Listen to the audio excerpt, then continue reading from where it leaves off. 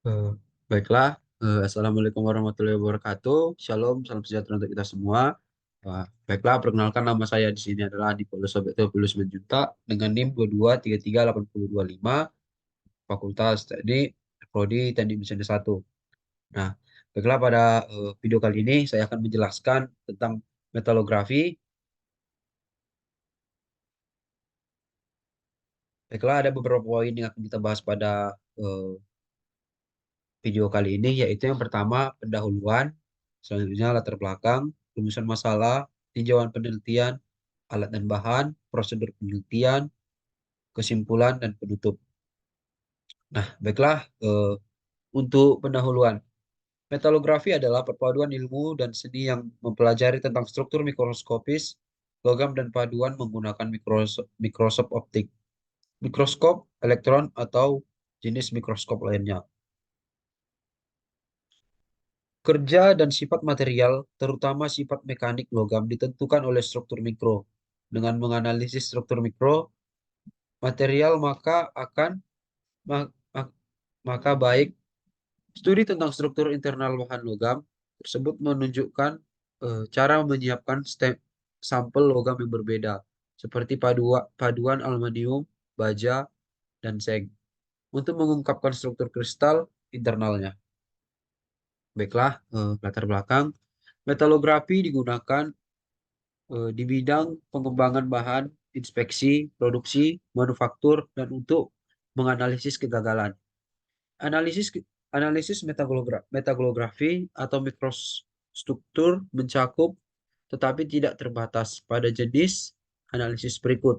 Yang pertama ada Granzis, yaitu ASTM E112, E930, E1181. Yang kedua ada analisis fasa ASTM E566.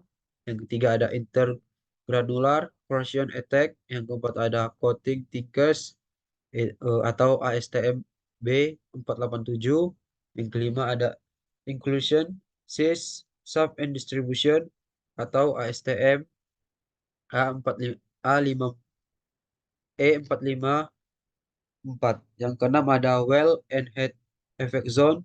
Yang ketujuh ada carbonizing, knitting, thickness. Yang kedelapan ada decarburation atau ASTM E1077. Yang kesembilan ada micro crack dan porosity.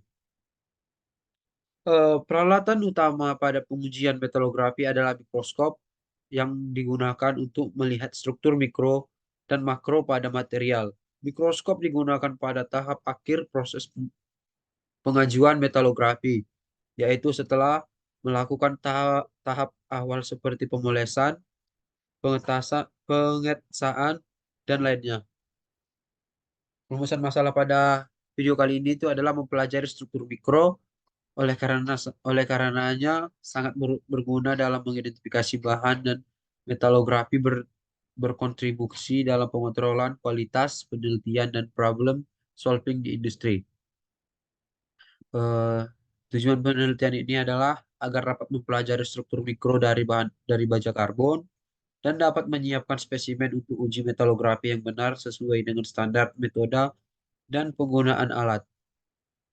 Adapun alat bahan yang digunakan pada pengujian metalografi yaitu yang pertama adalah mikroskop metalurgi, yang kedua mesin poles, yang ketiga amplas dengan berbagai ukuran, yang keempat kikir halus, yang single dan double cut, yang kelima alas dari kaca, yang keenam hair dryer, yang ketujuh larutan ETSA 2% detail, yang kedelapan bahan mounting, yang kesembilan spesimen uji mild steel.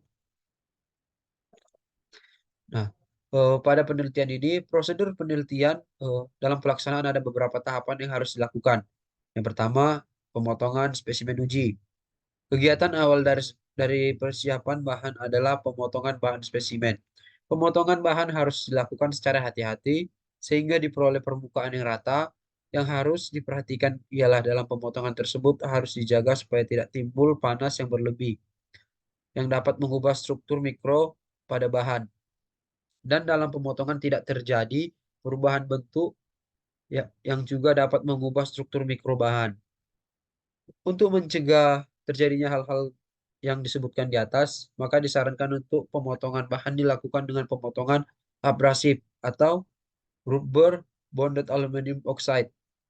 Keuntungan yang dapat diperoleh dari pemotongan tersebut adalah dapat digunakan pada kecepatan pemotongan yang rendah sehingga tidak terjadi panas yang berlebih dan akan mengurangi kerusakan pada permukaan spesimen. Sebaiknya sebelum melakukan pemotongan, spesimen terlebih dahulu diketahui kekerasan bahannya sehingga dapat dipilih pisau potong yang sesuai. Di samping itu, panas yang ditimbulkan akibat pemotongan dapat dicegah dengan menggunakan cairan pendingin sewaktu pemotongan. Tapi harus diingat bahwasanya kecepatan pemotongan tetap harus rendah. Baiklah, untuk yang tahap prosedur kedua yaitu mounting. Kegunaan spesimen di mounting adalah eh, agar dalam pengerjaan lanjutan atau penghalusan permukaan pemolesan pemeriksaan di mikroskop dapat dilakukan dengan baik dan mudah. Bahan untuk mounting hendaknya tidak mempengaruhi bahan logam atau paduan yang kita periksa. Bahan mounting terdiri dari beberapa jenis, antara lain backlit, termoplastik, dan resin.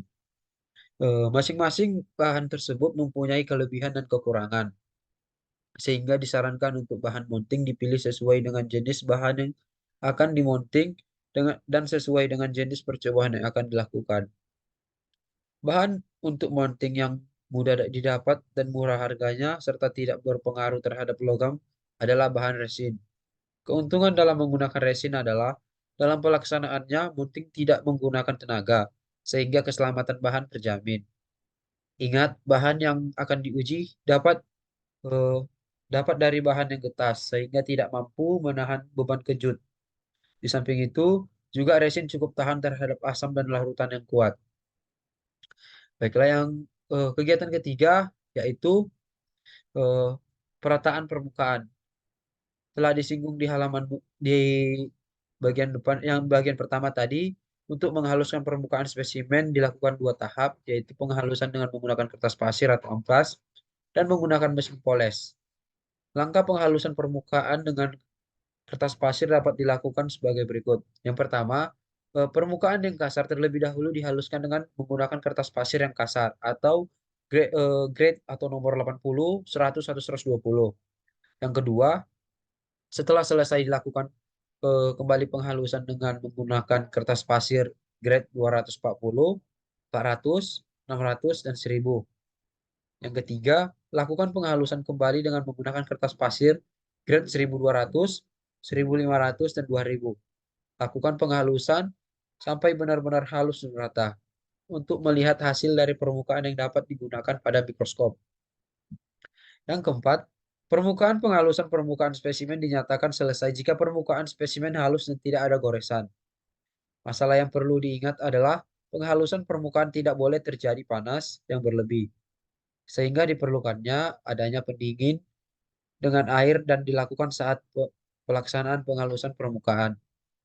Di samping itu, kegunaan air juga sebagai penghilang butiran-butiran hasil pengamplasan sehingga tidak melukai permukaan spesimen. Langkah selanjutnya adalah dengan melakukan pemolesan pada mesin poles. Pada proses pemolesan ini, kita gunakan bahan pemolesan alumina dengan grade 0,3, 0,9 mikron. Kecepatan putaran juga harus diperhatikan karena putaran yang cepat eh, dan penekanan yang kuat dapat menimbulkan panas yang berlebih. Untuk itu, dalam pemolesan harus menggunakan air yang mengalir sehingga suhu terus-menerus dan putaran sehingga piringan mesin poles disarankan 250 sampai 300 rpm. Yang keempat adalah ETSA. Bahan ETSA yang banyak digunakan untuk pengujian baja karbon dan baja campuran adalah jenis pikral dan nital. Lama pengetesan antara lain yaitu 15 sampai 30 detik. Dan kemudian dicuci dengan air mengalir lalu cuci dengan menggunakan aquades.